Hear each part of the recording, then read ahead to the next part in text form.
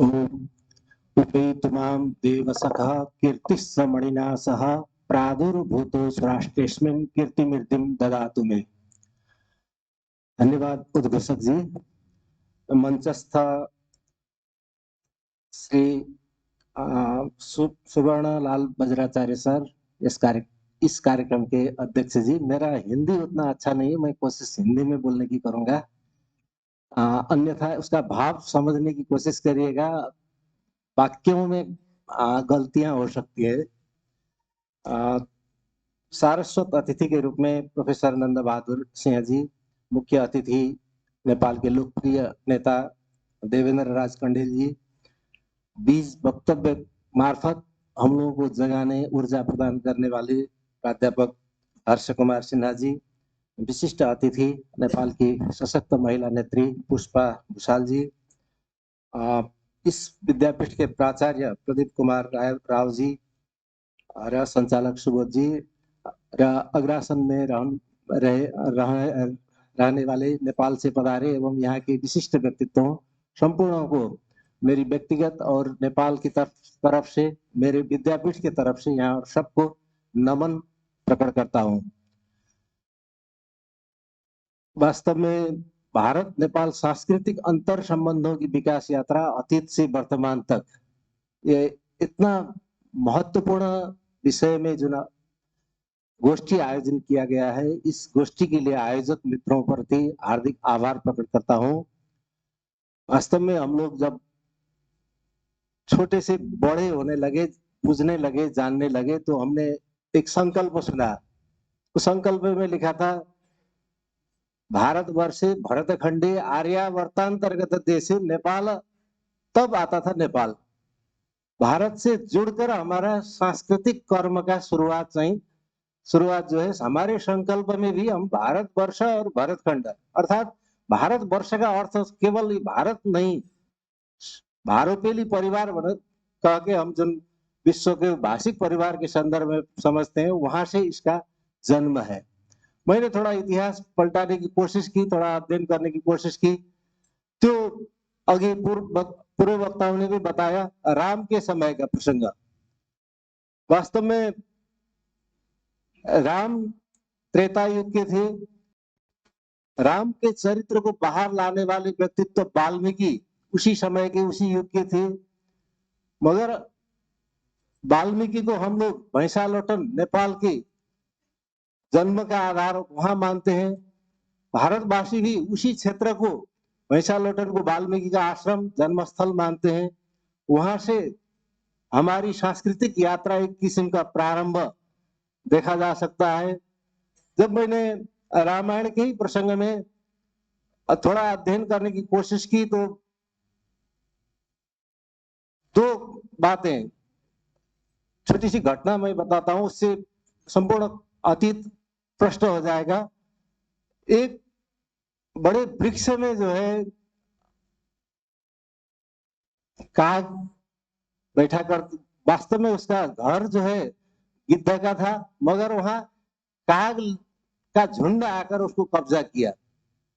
तब राम के यहाँ न्यायालय में पहुंच के लोगों ने बताया कि ये तो हमारा था, मगर काग ने से हड़प लिया।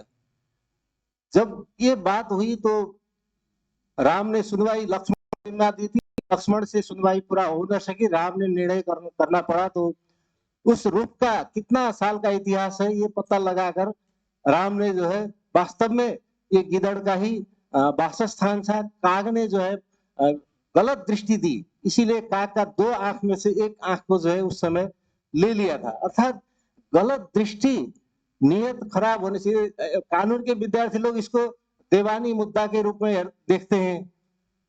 राम राज्य के देवानी मुद्दा के रूप में हम लोग भाषा साहित्य के विद्यार्थी और ये समाज सुधार के संबंधों के विद्यार्थी जो है, एक अर्का को के प्रति जो संबंध होना चाहिए उसमें चाहे आत्मीय भाव, अपना भाव होना चाहिए। अर्का को हड़पने का अथवा अर्का का घर वासस्थान को लेने का गलत नियत रखने से जो है संबंध में खराब स्थिति आती है। इस किस्म का भाव जो है हम लोग उससे पूछते हैं।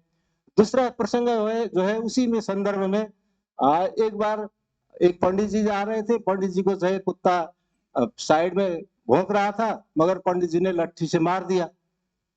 ये जो है फौजदारी मुद्दा हो गया कानूनी भाषा में। राम के यहाँ पहुंचा घटना, राम जी ने जो है क्यों मारा? कुत्ता हमें भौंक रहा था, टोकने वाला था, टोका तो नहीं था, नहीं, आशंका के आधार पर तुमने फैसला ही मार दिया, ये तो बहुत बड़ी गलती हो गई। तो फैसला क्या दिया कि उसको जो है महंत बना दिए उस गांव का मुख्य। निर्णय सुनने के बाद सब लोग हंसने लगे, कैसा राम राज्य है, जिसने दंड दिया, गलत पशु को पीटा, उसको जो है महंत बना दिया गया है, मठाधीश। तब राम ने उसी को कहा कि क्यों ऐसा किया गया है?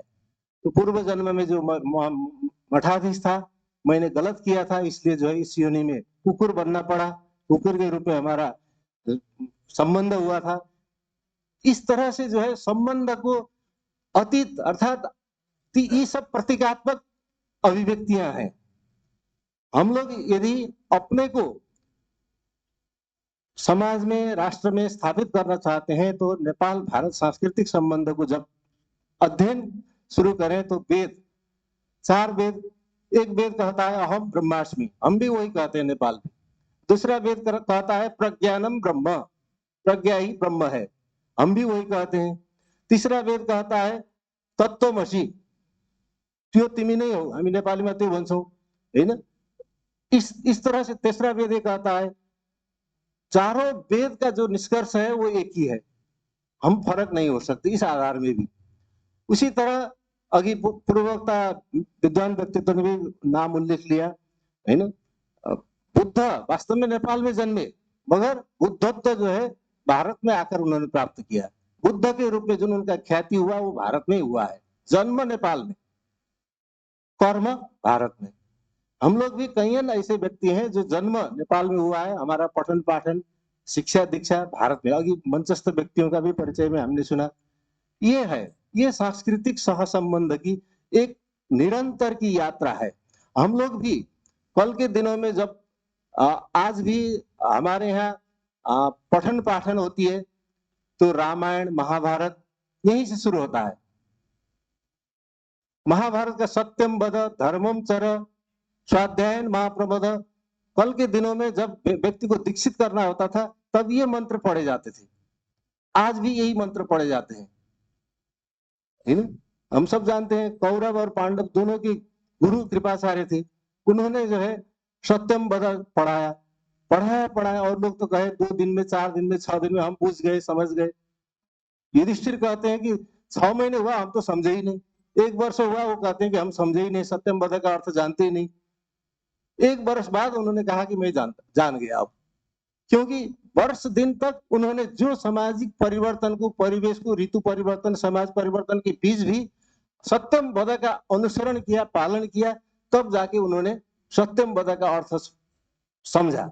वैसे ही हम भी नेपाल भारत के बीच का जो संबंध है उसको समझने के लिए केवल वोट से बोलने से अथवा 2-4 शब्द लिखने से नहीं, अंतस्करण से उसको पालना करने से भारत नेपाल के सांस्कृतिक संबंधों को मजबूती मिलेगी। ये मेरी व्यक्तिगत धारणा हो सकती है, राजनीतिक रूप में मैं बात नहीं करूंगा, मगर साहित्य के संदर्भ में देखा जाए, साहित्य का शुरुआत हम लोग ढूंढे तो वहां भी संबंध समान है। वीर धारा से नेपाली भाषा साहित्य की शुरुआत होती है, यहाँ भी वीर धारा की रचनाएं प्रारंभ में मिलती हैं। उसके बाद भक्ति धारा, उसके बाद श्रृंगारिक धारा अथवा यहाँ पर रीतिकाल कहते हैं। साहित्यिक संबंध भी पुरानी है, हमारे जन्म से मृत्यु तक के संस्कार भी समान हैं। हम वहां पर जन्म लेते हैं, हमारे जब व्रतबंध करने होते हैं तो तीर्थ स्थल खोजते हुए हम बनारस पहुंचते हैं, हरिद्वार पहुंचते हैं। हमारे कोई व्यक्ति का मृत्यु होता है तो हम अस्थि कलश लेके मणिकर्णिका में पहुंचते हैं। ये सांस्कृतिक संबंध जो है जन्म जन्मांतर से, हमारे देवता एक है, हमारे प्रमुख ग्रंथ एक है, चाहे वेद हो, चाहे उपनिषद हो, चाहे आरण्यक हो, ब्राह्मण ग्रंथ हो, पिछला गीता है एक सशक्त माध्यम।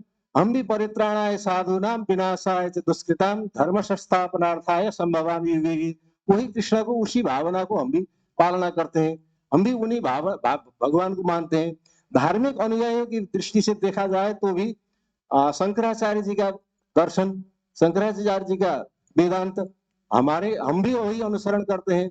रामानुजाचार्य, माधवाचार्य, निम्बार्काचार्य, सभी आचार्य जो भी भूगोल में जन्मे हो, लेकिन आज हम उन्हीं को अनुसरण कर रहे हैं, उन्हीं का विचार को प्रचार प्रसार कर रहे हैं। तो सांस्कृतिक संबंध केवल भूगोल के आधार में, बसोबास के आधार में नहीं, हमारे जो चिंतन है, हमारे परंपरा है, हमारे जो इतिहास है, हमारे जो जीवन पद्धति है, इसके आधार में निर्धारित हो रहे हैं। मैं हिंदी में बोलने का मेरा अभ्यास नहीं, इसलिए मैं जो चाह रहा हूँ वो बोल नहीं पा रहा हूँ, लेकिन तब भी एक दो बात और कहा कि मैं अपना विश्राम लेना चाहता हूँ कि वास्तव में हम जिस जगह पर आज उपस्थित हैं, ये हमारा अपना घर लगता है हमें। हम अपने घर ठान के यहाँ आते हैं, तो यहाँ के सभ्यता, यहाँ का संस्कार, हमारा खान पीन, रहन सहन, रीति रिवाज, हमारे बोली चाली में थोड़ा परिवर्तन हो।